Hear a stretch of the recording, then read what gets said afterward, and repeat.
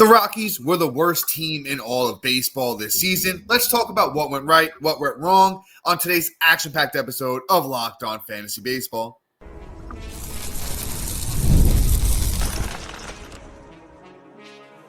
You are Locked On Fantasy Baseball, your daily fantasy baseball podcast. Part of the Locked On Podcast Network, your team every day.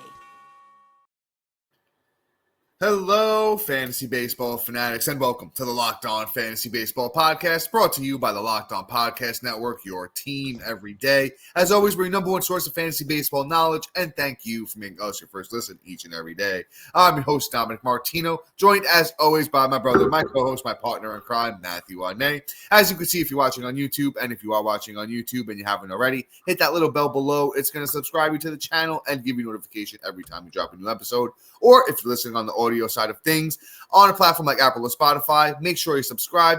And if you can leave us a 5-star rating and review, we would truly appreciate that as well. And listen, guys, as we head into the offseason here, if you want to talk about Keeper, Dynasty, if you're a fantasy baseball fanatic like Matt and I, join us on the Insiders Track. The link is in the bio if you're listening, watching, and it's available on any of our social media platforms. And today's episode is brought to you by FanDuel. Right now, new customers can bet just $5. And if your bet wins, you'll get $300 in bonus bets to use across the app. Download the app today. And all right, guys, I mentioned it in the last episode, that we are officially about to head into team review season. We're going to go through all the MLB teams, and then, we're going to see what we have cooked up for you. Probably have some ranking stuff cooked up after that, and, some way too early things heading into 2026. But, we got the Rockies today. Bad season from the Rockies. Matt, let's take the wheel from here, brother. Let's maybe want to talk about the team a little bit. Then we'll head into the players individually. Sorry, I was muted. Yeah, so I don't know. The Colorado Rockies are the worst team in baseball, in all honesty. Been that way, unfortunately, for forever. Since Arenado pretty much left, and along with everybody else. But it's been sad and it's been tough sledding. They had a 43 and 119 season, which it's really bad. And the team as a whole really just didn't do anything for you. Usually you at least have more than just one player that I feel like really would stand out. I mean, we've had spots of Tovar and spots of Goodman. Well, pretty much all of Goodman. But like everybody else is kind of, where you've been or have had some life issues. And, might as well just hop right into Hunter Goodman at this point. Let's talk about him as a whole. Hunter Goodman's the catcher for the Colorado Rockies, and he had a really good season. Ultimately, you look at like what he did behind the plate this season, and you're just like, well done, 25-year-old, second full season in the bigs. Actually, first full season in the bigs, truthfully, and really showed out. 540 at bats, 73 runs, 28 doubles, 5 triples, 31 bombs, 91 ribs, a stolen base, batting 278, an OBP of 323, a slug of 520, and an OPS of 843. I threw a lot of stats at you, but just to kind of get what he did this year. Now let me break down for 2026 now what I feel about Hunter Goodman. Hunter Goodman is a top 10 catcher. As to where he falls in that, I'm not sure yet. So there's a couple of things that have me worried about Goodman. As a whole. Goodman's batting average. Is it repeatable to hit 278 for Goodman? Well, let's look at it and break down. His expected batting average is actually 254. So that's significantly less. On top of the fact that he strikes out 26.3% of the time. And just so you know what like league average is, so like a decent 250 hitter, right, is about 23%. And normally, if you have somebody that strikes out that much, they at least walk about 8%, which is league average, which would make up for the difference and help them have better plate discipline, which would then allow them to perform and get better batting average and better OPS and things like that. Well, Hunter Goodman only walks 5% of the time. That is kind of not a great combo for batting average. So I think there's going to be negative regression. I think he's probably going to be like a 240 to 245 batting average kind of guy, which takes him down in the rankings as a whole. So depending on his cost next year, I don't think I'm going to like him. Then you look at, okay, is the power repeatable? And that, yes, absolutely wholeheartedly. Average exit velocity of 90.8 miles an hour. He barrels 12.8%, which when you barrel anything over like 9%, you essentially make really good contact. And him, it's beyond quality. It's just almost elite barrel rate. And that's fantastic. And then you couple it up with hard contact percentage, and he does that 46.9%. That's fantastic. It's above average. Hunter Goodman as a whole, I think, can repeat everything. And let's just hope they can get some young talent to come up and kind of take that step forward to help him get driven home between him and Tovar. So if the things start coming together, they get a couple more guys. Goodman can be very relevant in 2026. So we'll see where the rankings go and depending on how the team goes. Yeah, Matt, great take on Goodman there. I'll just straight out say it. I've been working on my 2026 rankings. And if you're listening to this episode, you kind of deserve at least a little bit of insight. I have Goodman third right now at catcher going into 2026, which most likely means I won't have a lot of shares. Just because Matt and I, the strategy has always just been over the years, wait on catcher and you'll kind of still make out okay. And especially if you did it this year, you rewarded greatly. Catcher is going to go so deep next season.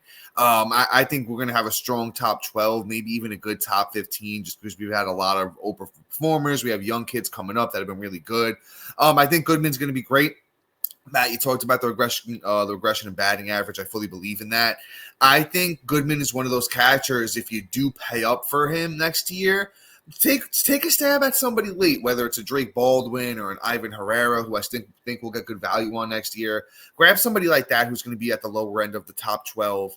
And, you can play Goodman when he's home, because he has really a good differential between his home and away splits. Last year, 71 games at home for Goodman, which is in Coors, one of the best parks, if not the best park to hit in all of the MLB. He had 307.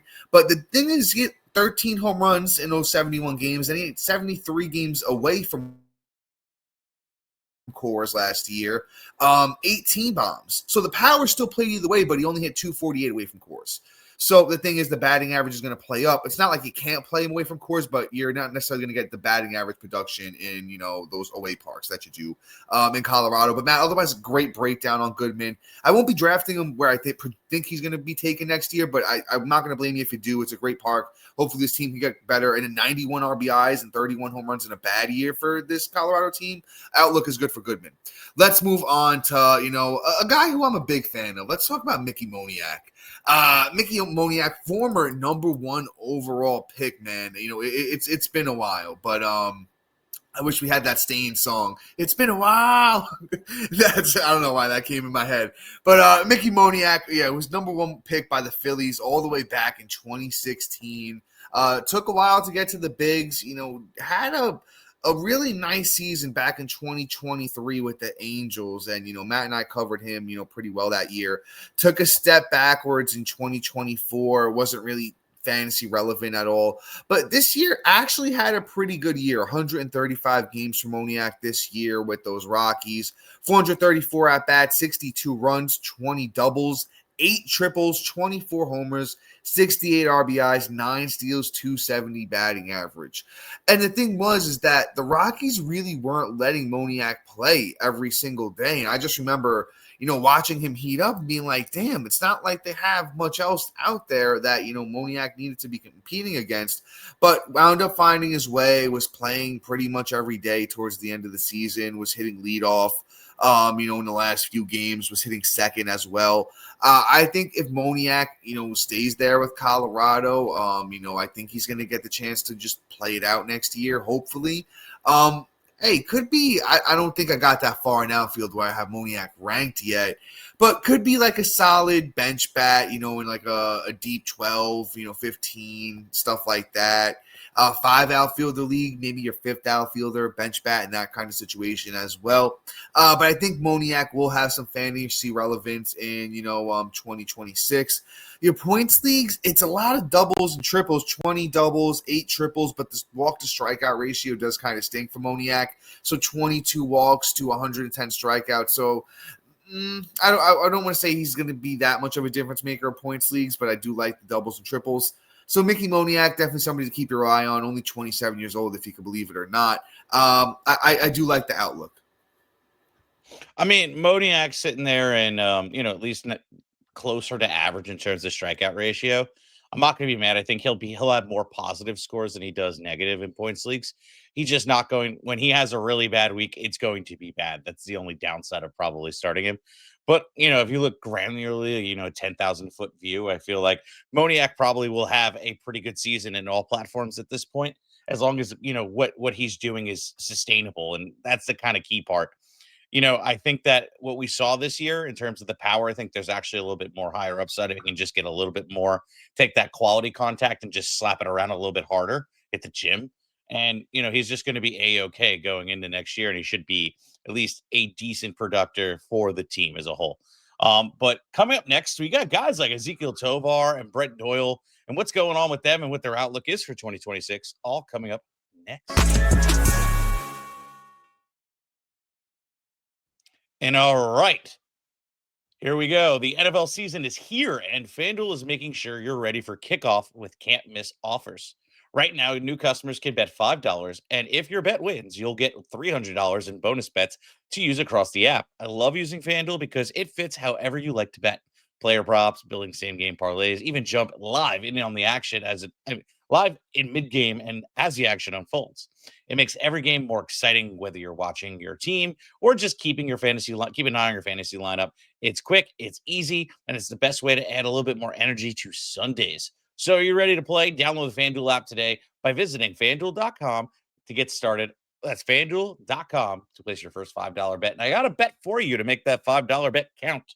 So we got Jacksonville versus the Chiefs tonight. And quite honestly, the Chiefs have been a little bit light on the run defense. So what does that tell you to do? Bet for Travis Etienne to have an anytime touchdown, to have over on the yards, and I would say probably 3+ receptions to go with it. And that's just the same same game parlay, just for the same player. I'll also throw in, I think Mahomes is probably going to hit the over on the yards. And I would probably even say that I would go with Kareem Hunt for the anytime touchdown in the same game parlay. And I think that $5 bet is going to count. It's about a 5 or 6 leg parlay, not that deep, and definitely quantifiable and be able to hit. FanDuel.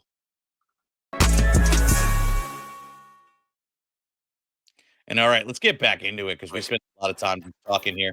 Let's talk about Ezekiel Tovar playing shortstop for this team. And unfortunately, this year, we had a little bit of injuries. He missed quite some time, only played about 95 games.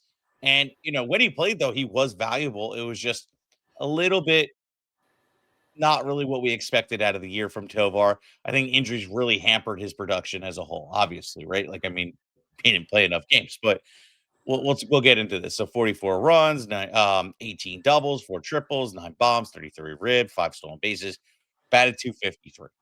Now, what does that tell you? He had a really rough year. I'm gonna give him a pass, but I also still am going to chase 2024 in a lot of ways because the injury I feel like really did hamper him because when he came back towards the end of the season, he did go on a run that was like, this is the 2024 Tovar that we wanted.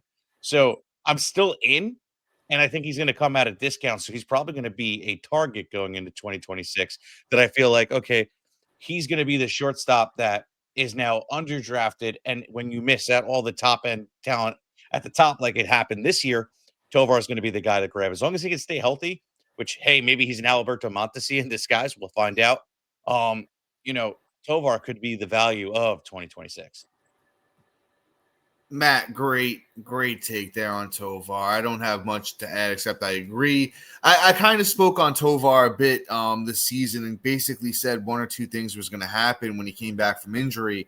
Either he was going to get super red hot and he was going to go on a tear and he was going to be drafted as like a top 10, 12 shortstop, or what happened was going to happen. The injuries were going to catch up to him. He was going to slow down and we're going to get value on Tovar going into 26. Matt, you talked about it. I have Tovar ranked as, the number 17 shortstop going into 2026 right now. There's just so much depth at the position that you can't really find a way to move him up much higher than that. But that's going to be great value. I think he can potentially perform as, a top 10 shortstop. He's got some pop. He's got some speed. He can hit for good batting average. The runs and RBIs might not be great on this Rockies team, but Tovar definitely somebody to keep your eye on going into 2026. Let's move on to this next guy. Let's talk about Brenton Doyle. Now, Brenton Doyle dealt with a lot of off-the-field issues this year. So, another guy who deserves potentially a pass. I think there could be some value going into 2026. So we're not going to talk about too much of the expectation going into last year, right? Because that's not really too much longer relevant. A guy that has power, speed, had a very, very strong showing in 2024. where, Doyle over 542 at-bats, had 82 runs, 23 homers, 72 RBIs, 30 steals, 260 batting average. Now, I think Doyle's somebody that could hit, 250, 260, the 20 home runs, the, 30 steals, could have a very similar season that he had to the 2024 season. Probably, the home and away splits is another thing, with Doyle going to, be better at Coors than away. So, a guy that you always want to look into, potentially sitting when you're, when he's not playing in Coors, but could be some good value. You get him potentially as like a bench bat in a 12-man league. I'm not mad at that. I'm probably not going to be overdrafting him. I'm not going to be like, having him as like a huge breakout coming into the year, but somebody that I think we're going to get good value on. And if you want some exposure to the Coors Field, experience, then yeah, Doyle could be somebody you look his way. I'm not going to put a crazy amount of stock into, the underperformance this season. Yeah, I mean, when you're dealing with the personal issues he was dealing with, I mean, hey, you can't expect the man to continue on and be as productive as we think he could be. So here's the thing, right? We got to look at what Doyle's upside actually is. I feel like there's a little bit of an overreaction towards the end of the season for him. But I will say this, my guy does have some upside. It's just a matter of can he put the hard contact and match it with the elite barreling that he does essentially, right? Which would make him valuable for hitting in Coors Park. The guy barrels 10.5% of the time, but only creates hard contact 41.4% in 2024. And now, obviously, you look at, okay, what he did in 25, at least the underlining stuff for when he made contact with the bat, you would think would be there. He improved for 44.6% at least, and the barreling stayed about the same. So he's still making quality contact. He just wasn't doing much on the stat line, at least in that small sample size, right? You look at Brenton Doyle and you just go, what can we look forward to next year? Well, even if he hits the expected batting average of 249 and then he brings in the power, which I think is there, he should be a value next year. So I am going to be targeting him in drafts. I think that there still is that ceiling. Hopefully everything is well in his personal life now, and we can kind of just move forward from there. But let's move on. Let's talk about Jordan Beck. Jordan Beck is a player that kind of was streamable and valuable at certain points throughout the season. Obviously, the season numbers aren't as impressive on the stat sheet, but I feel like there's more of a story there than we're really thinking here. Also not going to say this guy is like the next big sleeper. He's probably more like a deep league kind of cut guy for me. But 539 at bats, 62 runs, 27 doubles, 5 triples, 16 bombs, 53 ribs, 19 stolen bases, and batted 258. Beck is interesting. A guy that is right under the cusp of, I would say, elite barreling. He's like a little bit above league average at 9.6%, but doesn't make a lot of hard contact, but has a really nice swing. It's actually kind of pretty. And I think that he can kind of make a couple adjustments and maybe pull the ball a little bit, and we could see an improvement in the fly ball ratio and bring down the ground ball ratio. And we could see a little bit more pop, especially in Coors Field. He might just be a guy that we stream when he's only hitting at home, but he's a guy in a 15-man league that I might be considering. I'm going to draft and see if I can get that value out of him, especially if the team's moving and grooving and he could benefit from that. Absolutely. I want to try and get a piece of Jordan Beck. It's only his second year in the bigs as a whole. Kid's 24, going to be 25 going into the season, the prime years. Why not take a shot at him in deep league only? Yeah, Matt, we've been really insane today because I'm going to agree with you here on Jordan Beck. Only 24, going to be 25 this upcoming season. Had some really big seasons in the minors, Jordan Beck did in 2023 across 2 different levels. He had 25 homers, 20 steals, and hit 271. Followed that up in 2024 with a 316 batting average. Over 42 games and had 8 homers and 6 steals in just 42 games and 174 at-bats. A lot of power. Not a lot of power. I meant to say a lot of speed, a little bit of power with this Jordan Beck kid. Definitely somebody in 5 outfielder leagues and NL onlys I'm going to be interested next year. And then, might even take a flyer on him and, just deeper 12s as well. But before we move on and we talk about some of the younger players here, one of the top prospects in all of baseball, Ethan Holiday, and then one pitcher, Chase Dolander. Those names and more coming up next. And all right, guys, most people can't name all their financial accounts or even what they're worth. whether it's 401ks, properties, or investments, and when you don't have the full picture, it can end up leaving money on the table, right? That's why Monarch Money is here. It's an all-in-one personal finance tool that brings together your entire financial life together in one clean, easy-to-use interface on your laptop or on your phone.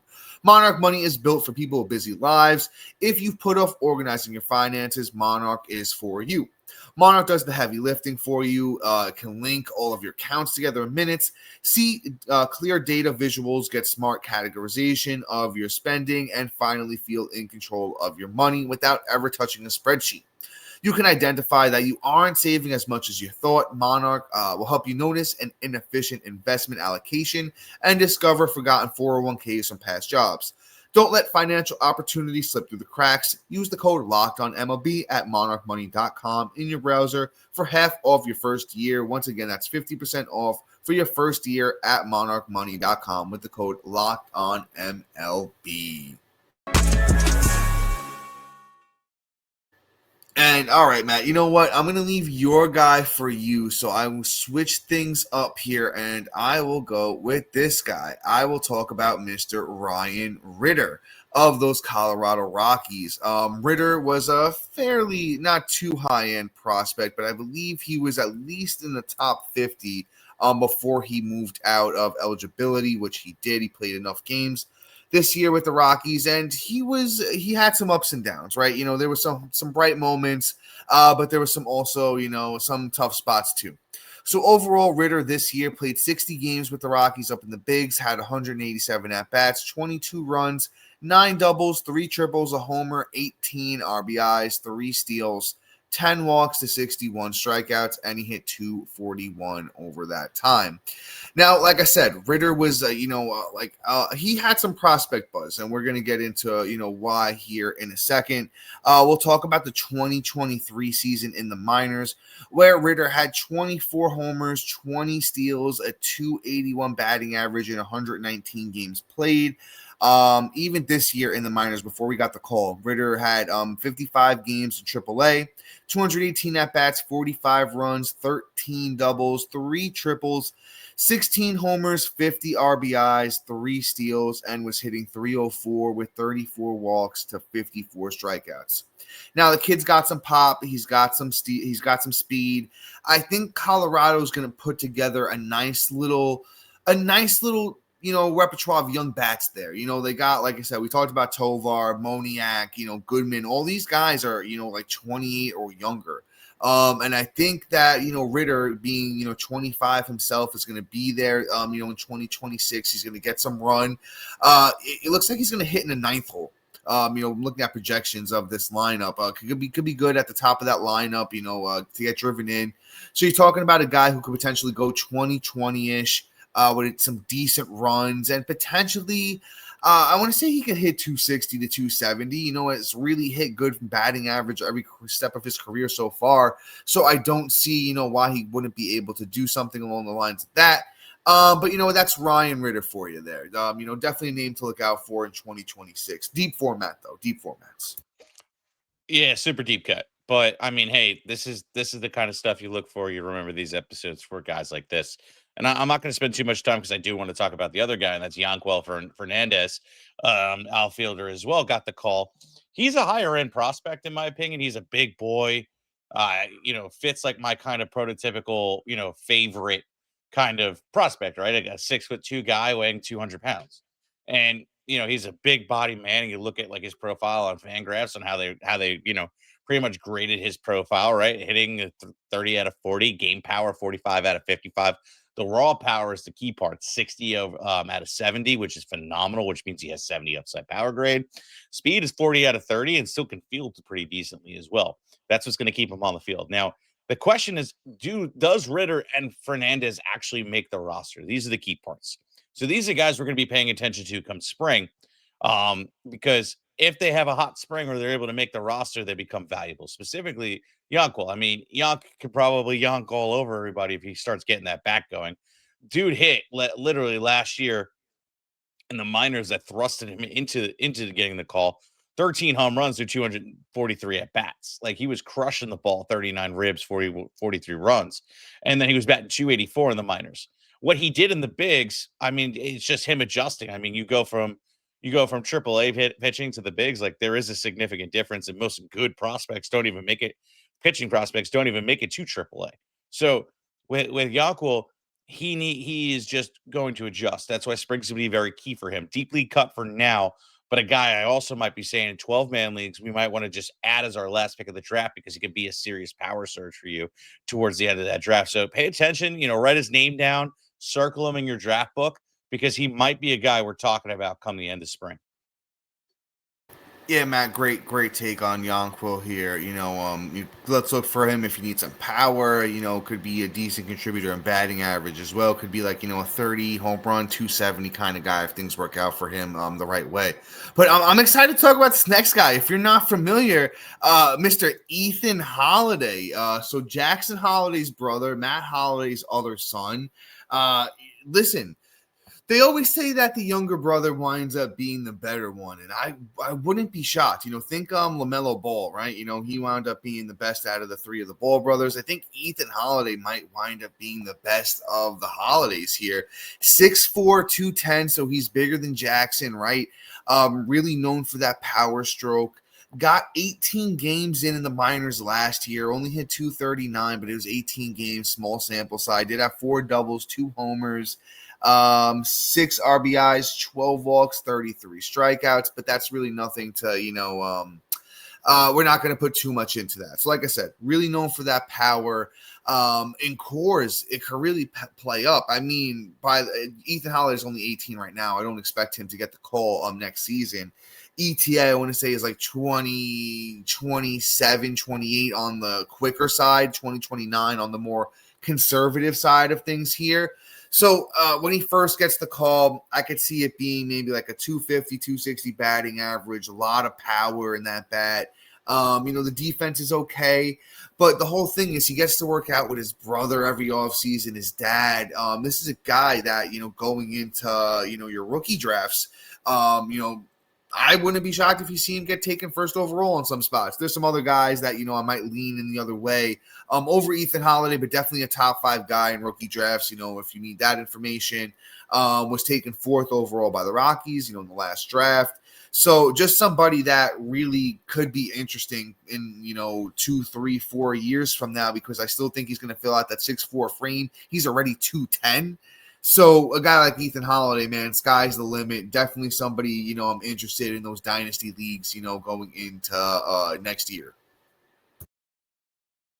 Yeah, I agree. I mean, also too, look, the kid has a high power grade in general. They have him as you look at just his profile on FanGraphs, 60, 70 raw power. Something I was touting for Yankwell Fernandez. I'm even more excited for Ethan Holliday. He's 2 inches bigger and heavier by 15 pounds. It's phenomenal. And then you look at what his game power was and what they're ranking as 25 out of 60. 60 is the ceiling, 25 is the production. Now, he probably needs to get with a big leagues hitting coach and change his swing a little bit to kind of tap into that power that, there's guys that just make really hard contact but don't have the right launch angle or lift or pull on the ball to tap into the power upside. This is the part that we're going to see in the transition of him in the minor league development aspect of it. So ultimately, Holliday, I think, is just going to be a really good guy that we're going to pay attention to, because it may not even be 29. It may be 27 or the end of 26 if that swing is changed in the offseason. So I like Ethan Holliday a lot. Let's move on. Chase Dolander, who I did not have, queued up at all. So thank you, Dom. Another guy that that got the call late in the year, and pitching prospect and things like that, finally got the call. Dolander, from a prospect look, right? His fastball is awesome, 60 out of 60 grade. His slider's 50 out of 55. The curveball was 50 out of 50.